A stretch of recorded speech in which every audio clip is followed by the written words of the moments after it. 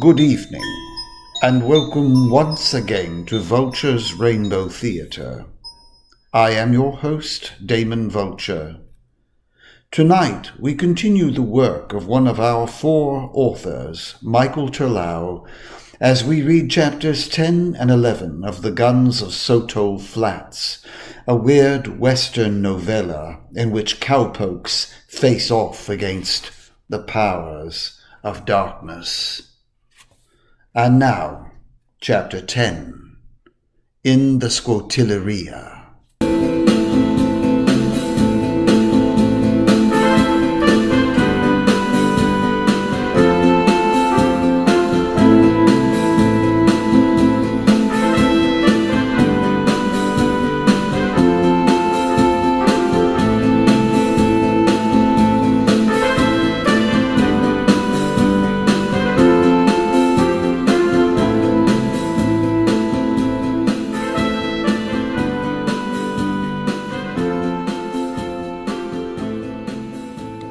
The Tolixqueños called him Santiago, but his real name was Squotil, sunning turtle.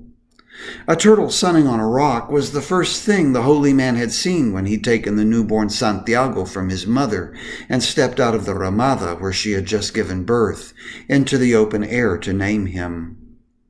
He had grown up under the long shadow of his father, a war leader of such ruthlessness that the Tolixqueños had named him El Canibal. His father's trademark had been to leave the campsites of invading white people strewn with their mutilated and bloody carcasses. The horrific spectacles were meant as a message: stay out of the Squotileria.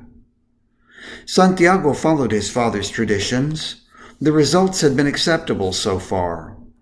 From Kildare north to the grasslands, whites were nowhere to be found. Hunting was as good as it had ever been, except for the corridor which followed along on either side of the railway to Alhambra. Along that route, a so-called buffalo hunter by the name of Colonel Peter Buckskins McClelland had led any number of hunting expeditions. On these hunting trips, so Santiago was told, gentlemen armed with Hotchkiss repeating rifles raised the glass windows of their passenger cars to take leisurely aim at what was left of the buffalo herds in the southern grasslands along the border of the Antofagasta Desert. On the next train, handlers came along in crews to cut out their tongues, which were sold as a delicacy in the finer restaurants of the Republic back east. The rest of the animal's body was left to rot in the sun, picked over by coyotes and turkey vultures, raising a stink which could be smelt from Puente de Piedra all the way to the western border of the territory. Someday, mused Santiago, perhaps with aid from the rebeldes of Tolixco, they could put a stop to the incursions. It made him feel good to think about it as he imagined the resplendent Pete McClelland lying on the grass, the vultures tearing at his tasseled leather coat to get to the soft white skin below. But now it was time to think about the present. For this purpose, he had called council to sit with him inside the old adobe ruins of Misión San Isidro, currently uninhabited thanks to the efforts of his father's warriors. The priests had fled south a generation ago, not even removing the sacred Mano de las Siete which still hung over the altar, its 6 fingers and thumb open to show its sigils and rings, which remained untouched, except by generations of spiders which had woven a soft, transparent fabric of tattered webbing over all. For though the Squotils had no qualms about desecrating human corpses for the purposes of dramatic presentation, they drew the line at despoiling holy objects, which could call forth the ire of beings from the spirit world. Seated on a fallen hunk of wall, Santiago awaited the arrival of his nation's leaders. The first to enter the mission chapel was Open-Mouth Crow, an old, disagreeable cuss whose band lived far to the north in the Squotileria, and who served as the council gadfly, expressing skepticism about everything anybody ever said in council. For Santiago, this served a useful purpose, for the arguments the old man inspired in the circle gave him time to think. Occasionally, Open-Mouth Crow, by the position he took, became both ally and mouthpiece for the chief, saving Santiago the trouble of explaining his own point of view. It was not in the nature of either man to exchange greetings or small talk, so their eyes met briefly in silence as Open-Mouth Crow sat himself down stiffly onto what was left of the chapel's wooden floor. Tree-Kicking Man and his twin brother Raton Gris entered, the first one tall and barrel-chested, with an unsmiling face out of which two eyes full of secret mirth gazed out, giving him the appearance of a kind of permanent and good-humored sneer. The brother, who looked as though he had been formed of what was left over in his mother's womb, was very slight and short, a furtive creature who appeared harmless.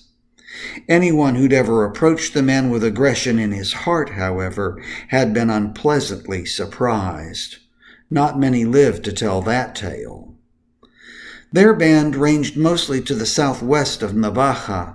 They'd put a stop to all settlement activity north of Puente de Piedra, but had so far been unsuccessful in sabotaging McClellan's so-called buffalo trains. They had also borne the brunt of attacks out of Fort Dickerson aimed at Squotil pacification. That regiment of the 14th had begun its western career with bumbling attempts at aggression, which had always ended in their retreat to the Palisades. Lately, however, their game had improved. Their war leader, a captain by the name of Spain, was cannier than his predecessor, who was now dead. The others followed. Eats Dog, Nightbird, and Yegua Roja, three trusted war leaders who'd been present with Santiago when he'd massacred a regiment of the 14th Republican Cavalry along the banks of the Rio Cuernos.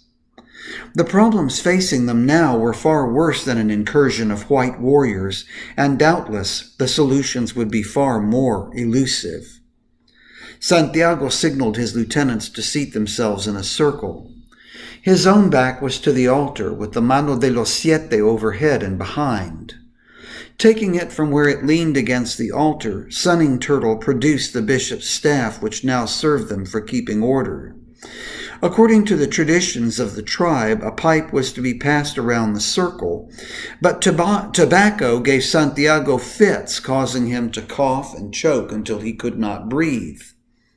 The bishop's crozier, as far as he was concerned, was a good substitute. When everyone was seated, he cleared his throat, signaling the end of small talk. Grasping the stick in his left hand, he began. I will first call upon the six spirits, the old men and old women of the four directions, and of the earth and sky. It is right that I should do this, for without their blessing and guidance, then our words are the buzzing of bees, and our plans are dust, blowing in a wind which comes this way and then goes that. Mothers and fathers, hear our words and make our paths plain to us. I now pass the staff to Tree-Kicking Man. The big man accepted the staff with hands that made the thing look like an ice pick. Old men and old women, help me speak the truth with clear words, he intoned. The whites have ridden out of Fort Dickerson, he then said. They are headed south toward the river with wagons and supplies, and weapons. This was 7 days ago. It may be that they have gone to fight the brownskins. The bald one has come again with them, and their guns have been heard down in the red roofs where the mountains open. That is all I have to say. He passed the staff to his brother Raton Gris. The little man accepted the staff and offered his perfunctory prayer to the spirits. My scouts have gone south to find out what the whites are doing. They will come again soon, maybe in 3 days. Then we will know something. I have said my piece. With that, he passed the staff to Eats Dog, who took it with a doubtful look. Invoking the spirits, he took a moment to complain. I miss the pipe. Who knows if the spirits are pleased with this change? But so far we have won our battles and kept the plains free. By this maybe we know that the 6 spirits of the universe are still with us. I bring word from the spirit world. This news has come to me in a vision from curandero, the spirit of the leaf which brings dreams. I took the leaf, while the people sang the songs that bring visions. Curandero was summoned to me, coming over the grass like a walking man. But I did not see his face, since it was covered with something dark, wrapped in a piece of buffalo hide stained black. In one hand he carried a lariat, coiled as the white cowmen carry them.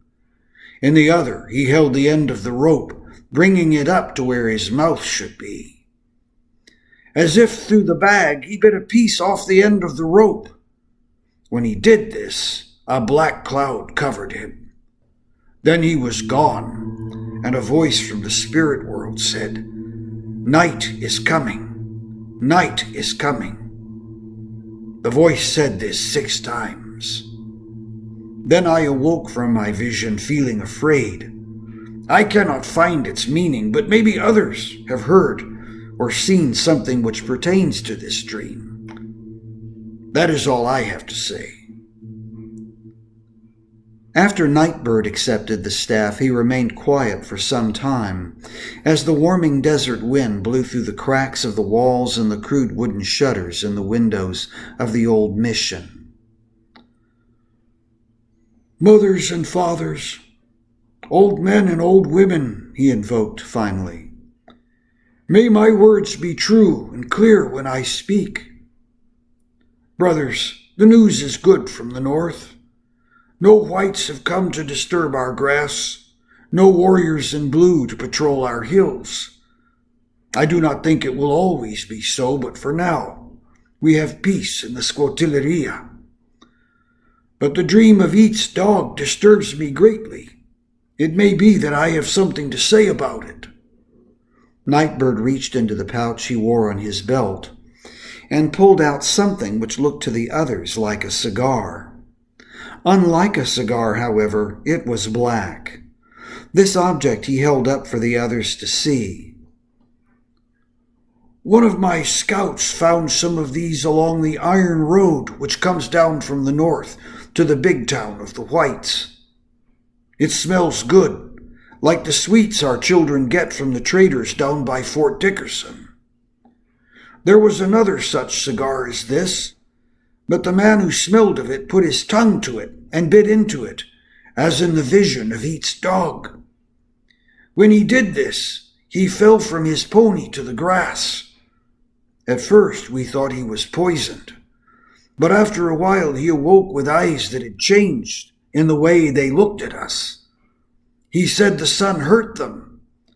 We asked about the cigar, which he said tasted like a rope of the white man's sweet taffy, but which made him turn black inside so that he fell from his horse. He told us that his spirit flew to a great dark place where there was no light, that it flew like a bird around and around a great hole in the earth, which he knew was there, though he could not see it. He said that inside the hole lived the spider mother, hungry to eat and devour all things that have being in the universe. Standing guard over the hole was her husband, Bat Father, a spirit the size of a mountain who squatted in the dark, his face covered with something black. Bat Father called to me, he said to us, his voice like a cowman's lariat, and I felt pulled to the hole in the earth. But before I went all the way into the hole, my friends had awakened me. Then as we watched, a dark spirit possessed the man, for he spoke with a different voice. "Night is coming. Night is coming," he said then 6 times, as in the vision of Eat's dog. That is what I have come to tell. Yegua Roja took the staff but said nothing, passing it on to Open-Mouth Crow. The old man did not seem his usual self. He accepted the staff with head bowed, his arm poised with the staff straight up and down in his hand.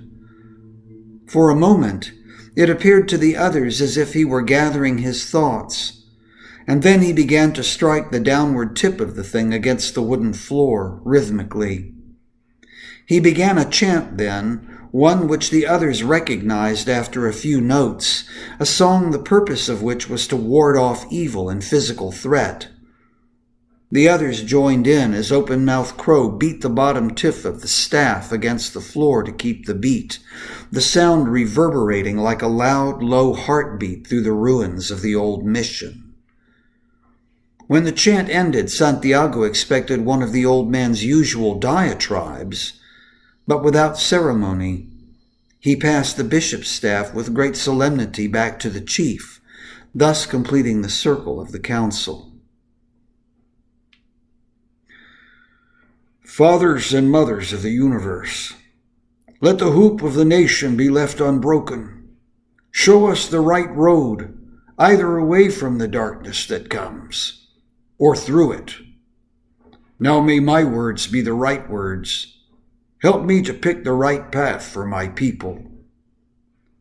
Santiago paused to consider the things he had heard. There has been talk of this darkness coming for some time, but this is the first news we have heard from the spirit world. I do not know this spider mother or this bat father. They are making themselves known for the first time. The question is, why? What do they want, and what are they going to do to get it? If some of the whites have these black cigars, there may be those among them who know more about this than we do, said Eats Dog. Maybe we could learn something from the whites. Open-Mouth Crow scoffed.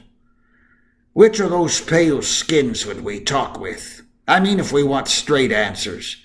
If we tried to catch one, he'd either poop his pants or run away. The others laughed.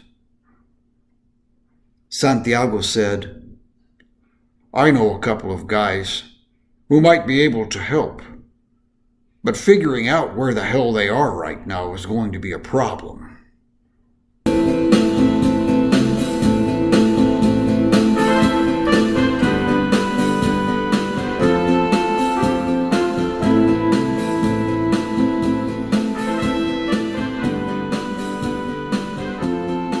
Chapter 11, The Blind Side. For Billy Ryder, the world, or at least his perception of it, had changed dramatically. After his eyes had been ripped loose from their sockets, he had known nothing but darkness and pain for days. But the voice of the witch had grown soft toward him now that he was one of hers. Her hands administered to the double wounds in his head, reducing the fire of their pain with her unguents and prayers until he felt well enough, strong enough to move around on his own. As the healing came, Billy began to notice that he knew where everything in his surroundings was located. He knew the shape, weight, and property of every loose rock, the texture and precise contours of every uneven cavern wall, the exact location and distance from his own person to every drop of water dripping from a stalactite, and the speed with which it fell. He found himself able to move around in what surely would have presented itself as pitch darkness, had he still possessed eyes to experience it.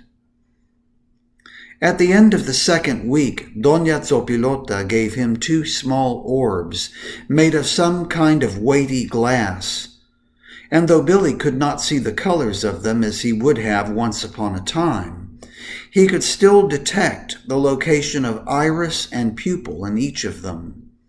By this he knew that the witch had gifted him with eyes. From now on, he would look as he had before, and no one in the outside world would know the changes that had been wrought in him. Able to sense the precise angle at which they had to be held so that the irises would appear in just the correct places, He gingerly pushed each orb into its empty socket, producing a dull but tolerable ache in each orbit of his skull where the healing still continued. Magic was at work, he knew, for the moment the glass spheres were shoved into place, he could feel the torn eye muscles growing back to join with them, so that after a few moments, the glass eyes swiveled naturally at the brain's command, just as his old eyes of flesh had once done. With this cosmetic improvement, he would be able to go back up to the surface of the world soon, now with a deadly tool at his disposal, the gift of unerring aim. But if Billy Ryder was pleased with certain developments, he was disquieted by others. He suspected that the full price of his new ability had not yet become clear to him, that there was more down the road that would be required. One evidence of this was the recurring dream he'd had of late, a dream which occurred each and every night without fail. In this dream he found himself flying through black darkness, clothed in a shape which at first he believed was that of a huge bird.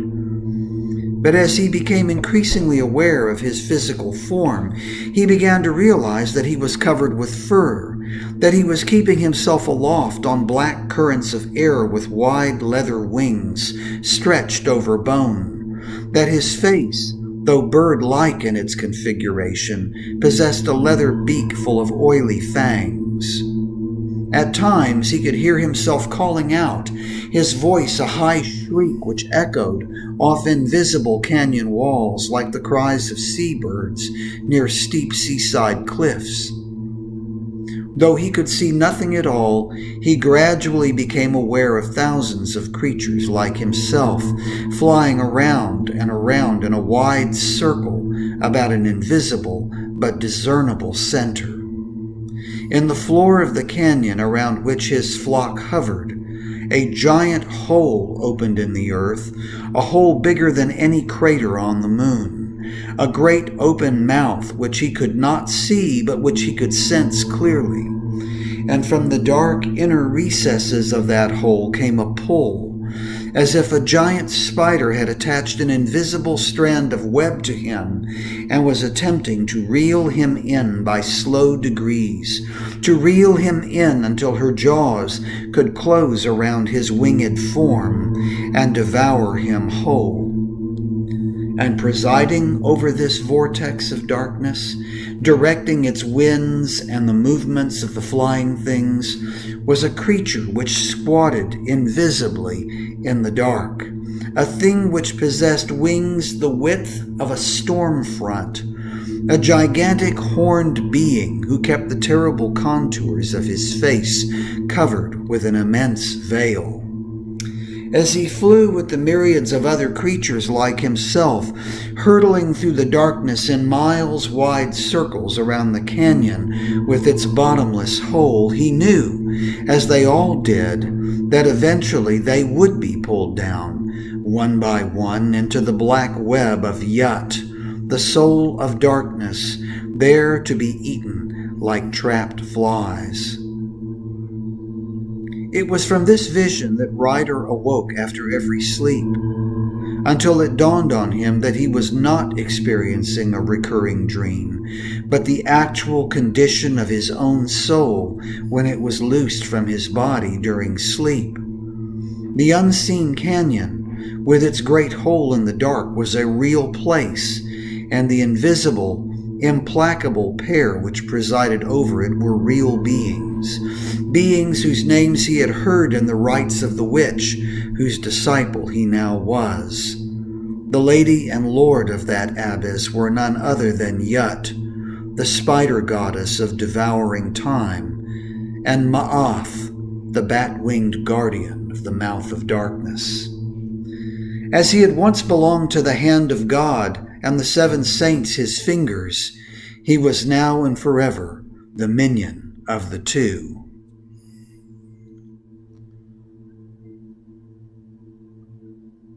"It's time," he said to Eduardo, who had been in and out of the spiral cavern, feeding and watering the horses, sometimes scouting the desert outside the Huesos Mountains from the top of La Calavera. since Ryder's painful initiation into the mysteries. I'm ready to go topside and start things moving. Eduardo silently helped the gunslinger to his feet, and the two of them began the winding ascent up through darkness to the light of day, a light that was now meaningless and invisible to them both. Billy no longer needed assistance, for all was clear to him, every step in the cavern floor, every crevice and irregularity in the cavern wall he could sense, as though his eyes could see them. At last he and Eduardo walked out through the cave's square-cut portal into the clearing where they'd first had words with Doña Zopilota half a month ago. Though a pot boiled and needed stirring, Billy did not sense her nearby. It was then that he began to scan what he could of the world in his mind, searching out the presence of a wolf.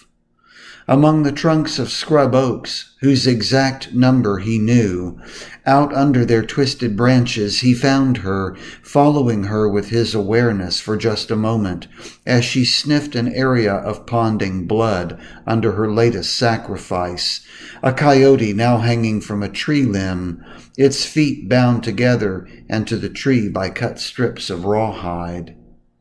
He could feel every glossy leaf of those trees, knew just where each and every one of them was.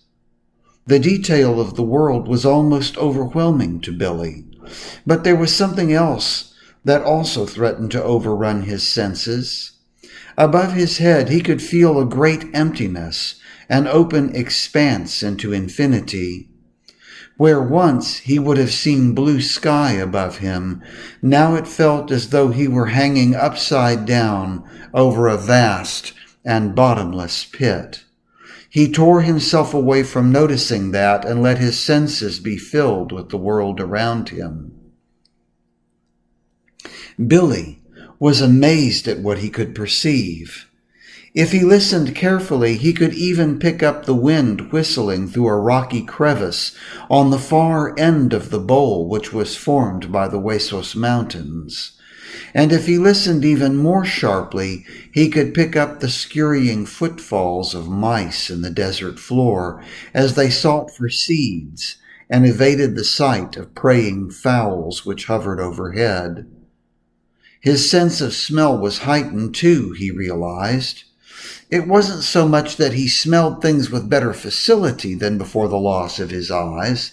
It was that he realized how many different things had sense he had smelled all along without having the sensitivity to pick them out and identify them. Water, for example. He realized that he'd always picked up its metallic mineral aroma, that it was a part of the smells of life which he knew well. It's just that he'd never particularly thought about what it was. Now he did, not only recognizing that water was nearby, but that it was more dirty here or more pure over there, that in one place it was heavily alkaline, while in another it was acutely saline. It was at this point that Billy decided to test his new apprehension of the environment, to essay an experiment.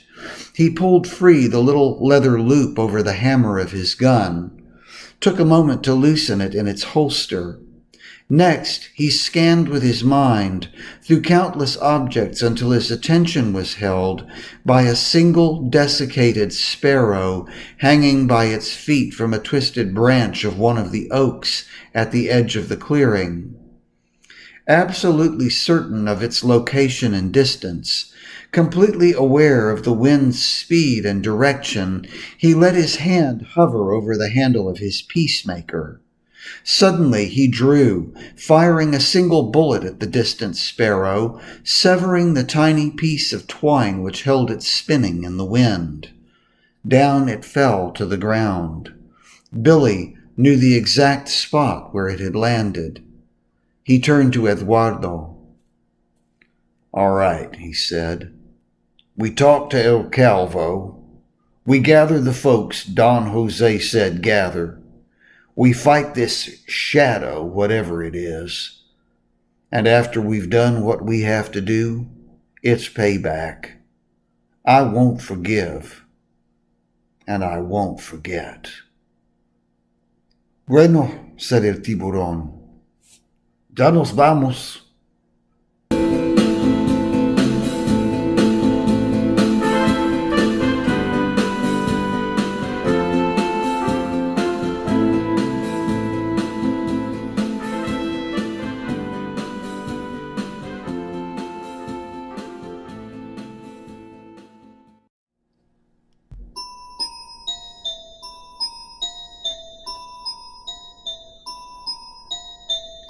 You have been listening to Vulture's Rainbow Theatre. This is your host, Damon Vulture, reminding you that this program is sponsored by Vulture's Rainbow, your mobile home of dark art. Our little gremlins have been at work producing new art for the holidays. With Dia de Muertos and Halloween just ahead, we expect to have, for your delectation, new witches, goblins, kalacas, and in case you are worried about malefic Halloween influences, protective hands of Fatima to keep the spooks away. Check with us periodically on our Vulture's Rainbow Facebook page.